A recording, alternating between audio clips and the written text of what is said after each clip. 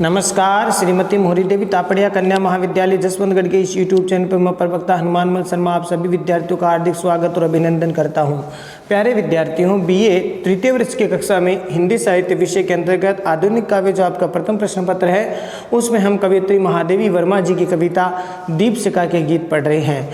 प्यारे विद्यार्थियों, दीपशिखा के जो है विगत वीडियो से हम दीपशिखा में अनेक जो गीत हैं उन गीतों को हमने पढ़ा, तो आज हम इनके अगला जो गीत है वो लेके हाजिर हैं।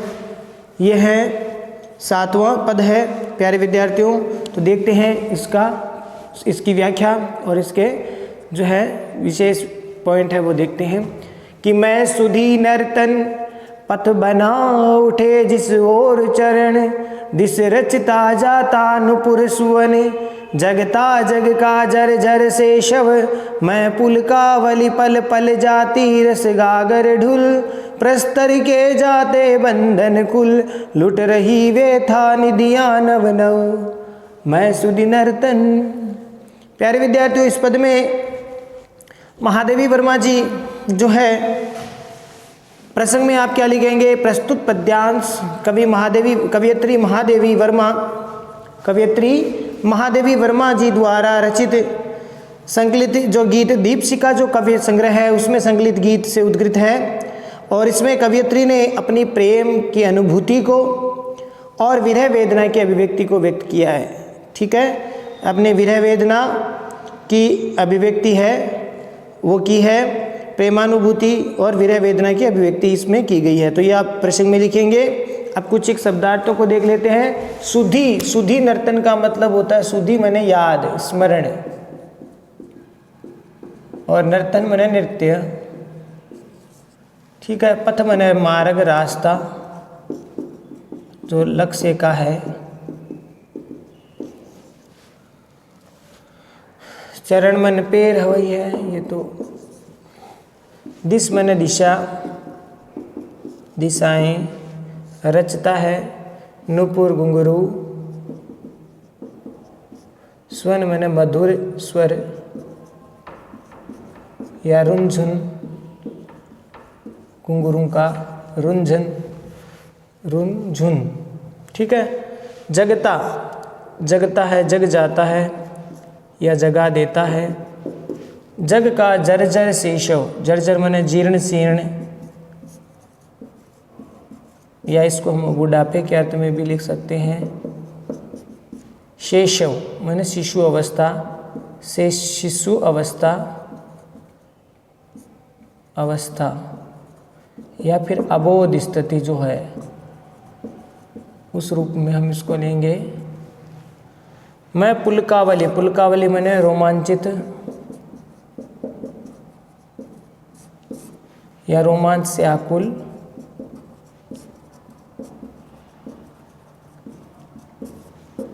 पल पल जाती रस गागर ढुल, रस गागर यानी प्रेम जो रस है, रस यहाँ पर किससे लिया आया है? प्रेम रस से। प्रेम रस की जो गागर या घड़ा है, मटकी है, घट है, वह ढुल जाता है। प्रस्तर मन पत्थर, बंधन कुल लुट रही व्यथा रूपी, पीड़ा रूपी, वेदना रूपी निधि खजाना। वेदना रूपी खजाना, निधि माने खजाना। या फिर इसको नव का अर्थ हम नए से भी ले सकते हैं और नव का मतलब नौ से भी ले सकते हैं। तो नौ तो क्या हो गई? निधियाँ कितनी? अष्ट सिद्धि और 9 निधियाँ हैं। तो इस रूप में भी इसको अर्थ लिखते हैं और नव माने नए भी अर्थ में भी ले सकते हैं। तो प्यारे विद्यार्थियों, अब हम इसका अर्थ देखते हैं। महादेवी वर्मा जी है वो अपने प्रियतम की जो अव्यक्त प्रियतम है उसका, तो उनके बारे में वे कहती है कि मैं प्रियतम की मधुर यादों का नर्तन हूँ। कवयित्री क्या कहती है? मैं सुधी नर्तन। किसकी सुधी? किसकी याद?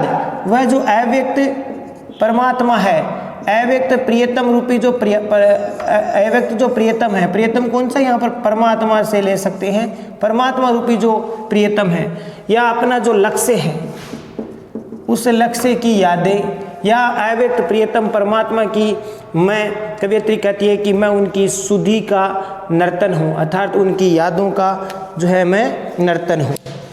नृत्य हूँ, मैं अपने प्रियतम की मधुर यादों का नर्तन हूँ, नृत्य हूँ। और पथ बना उठे जिस ओर चरण, यानी जिस मार्ग पर, जिस लक्ष्य पर जो है मेरे, जिस लक्ष्य की ओर मेरे चरण बढ़ रहे हैं,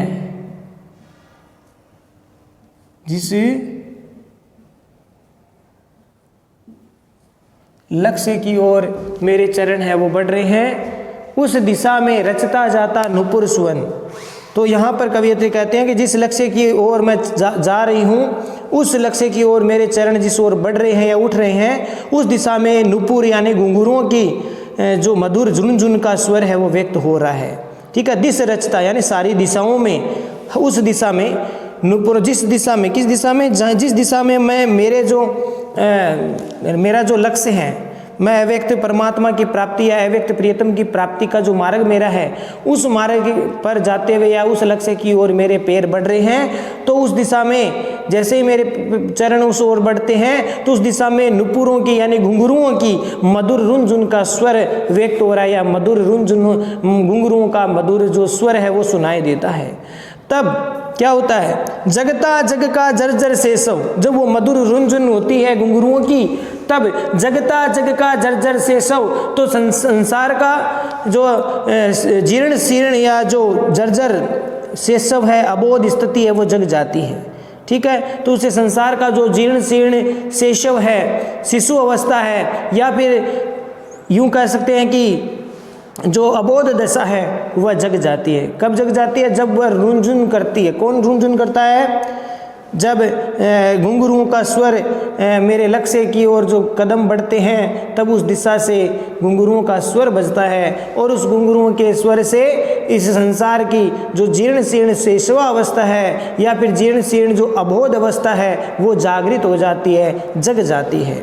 ठीक है प्यारे विद्यार्थियों, आगे हैं कवियत्री यह कहना चाहती है, कहने का तात्पर्य है कि जब ये जो अबोध दशा है एक तरह से जग जाती है, या अबोध दशा समाप्त हो जाती है और फिर यौवन का मद बढ़ जाता है, या यहाँ पर ये स्थिति कवियत्री व्यक्त कर रही है कि यौवन की स्थिति आ रही है, यौवन उन्माद बढ़ जाता है। फिर कहती है कि मैं पुलका कुल पल पल जाती रस गागर ढुल। कवियत्री इसी क्रम में आगे कहती है कि मैं अपने प्रियतम की मधुर स्मृतियों के कारण रोमांच से आकुल हूँ। कवियत्री कहती है कि मैं अपने प्रियतम की मधुर स्मृतियों के कारण रोमांच से आकुल रहती हूँ, व्याकुल रहती हूँ, पुलकित होती रहती हूँ। मुझे बार बार मेरे प्रियतम की मधुर स्मृतियाँ याद आ रही है, और उन मधुर स्मृतियों से मैं अपने आप को पुलकित महसूस करती हूँ। मेरा रोम रोम है वो खिल जाता है, रोमांचित हो जाती हूँ, पुलकित हो जाती हूँ। और आगे कहती है पल पल जाती रस गागर ढुल, और इस प्रकार से मैं अपने प्रियतम को स्मरण करते करते मेरे हृदय से प्रेम रस की जो घट है, प्रेम रूपी जो घड़ा है, रस का घड़ा है वो ढुल जाता है, या प्रेम रूपी सागर है वो ढुल जाता है, डुलता रहता है। वो प्रेम रस हृदय रूपी जो सागर से प्रेम रस है वो डुलता रहता है, या फिर हृदय रूपी घड़े से प्रेम रस डुलता रहता है। हृदय अत्यधिक व्याकुल होकर के प्रेम की अभिव्यक्ति करने लग जाता है। कवियत्री कहते हैं हृदय प्रेम से भर कर के, प्रेम में पूरी व्याकुल होकर के प्रेम की अभिव्यक्ति है वो करने लग जाता है। तब क्या होता है? तब प्रस्तर जाते बंधन खुल। कवियत्री कहते हैं तब जो पत्थर है वे भी, उसके भी बंधन है वो खुल जाते हैं, कठोर हृदय वाला भी जो है पिघल जाता है। ठीक है, तो इस प्रकार से मेरे उस प्रेम रस से जो है, जो कठोर हृदय जैसा है, पत्थर के समान है, तब पत्थर या पाषाण के बंधन भी खुल जाते हैं। अत्यधिक जो कठोर हृदय है उनके भी बंधन है वो खुल जाते हैं। और फिर क्या होता है? लुट रही व्यथा निधियाँ नव नव, और इस प्रकार से व्यथा रूपी जो निधि या खजाना है, वो नया नया जो व्यथा रूपी खजाना है वह लुटता रहता है। व्यथा रूपी, पीड़ा रूपी, वेदना रूपी जो नया नया खजाना है वह लुटता रहता है, या फिर जो नौ निधियाँ हैं, व्यथा रूपी जो नौ निधियाँ हैं, उन निधियों जैसी खजाना है वो लुटता रहता है। अर्थात दूसरे रूप में कवियत्री यहाँ कह रही है कि वीर्य वेदना से हृदय कोमल भावों की अभिव्यक्ति का जो क्रम है सदैव बना रहता है। यानी वीर्य वेदना के कारण कवयित्री का जो हृदय पक्ष है या हृदय के भाव पक्ष है उसकी अभिव्यक्ति होती रहती है। तो इस प्रकार से प्यारे विद्यार्थियों इसका अर्थ है। और विशेष वाले पॉइंट में आपको लिखना है विरहानुभूति और प्रेमानुभूति कुछ रहस्यात्मकता है, यानी इसमें विशेष वाले जो पॉइंट है उसमें आप क्या लिखेंगे, विरह अनुभूति और प्रेमानुभूति, विरहानुभूति व प्रेमानुभूति, विरहानुभूति और प्रेमानुभूति की भावना अभिव्यंजित हुई है, उसमें क्या है, रहस्यात्मकता है, रहस्यात्मकता है, ठीक है। और कम शब्दों में अधिक कहने की चेष्टा की गई है, कम शब्दों में अधिक कहने का प्रयास कवित्री ने यहाँ पर किया है। यमक पुनरुक्ति प्रकाश रूपक अलंकार की यहाँ पर प्राप्ति हो रही है। यमक है, पुनरुक्ति प्रकाश है, रूपक है, एक ही शब्द दो बार है, नव नव तो दोनों का अर्थ एक ही है तो पुनरुक्ति प्रकाश। यमक है, रूपक है प्यारे विद्यार्थियों। साथ ही साथ यहाँ पर विरोधाभास अलंकार का भी प्रयोग यहाँ पर हुआ है। विरोधाभास, विरोधाभास अलंकार, रूपक अलंकार, यमक अलंकार, पुनरुक्ति प्रकाश अलंकार का प्रयोग हुआ है। और प्यारे विद्यार्थियों नव शब्द में जो है यहाँ पर तत्सम शब्द का प्रयोग किया गया है। नव माने नया भी है, नव माने नो भी है, तो नो में नो निधियों के रूप में हम ले सकते हैं और निधियों नव निधियों में नया खजाना भी हमें ले सकते हैं। तो इस प्रकार से यहाँ पर अर्थ हो सकता है। और जर्जर और जीर्ण शीर्ण जो अवस्था है शब्द है उसको बुढ़ापे के रूप में भी व्यक्त किया जा सकता है। जर्जर या जीर्ण शीर्ण अवस्था बुढ़ापे का प्रतीक है। इस प्रकार से तत्सम तद्भव शब्दावली से एक रचना है। तो आशा करता हूँ प्यारे विद्यार्थियों ये पद आपको समझ में आ गया होगा।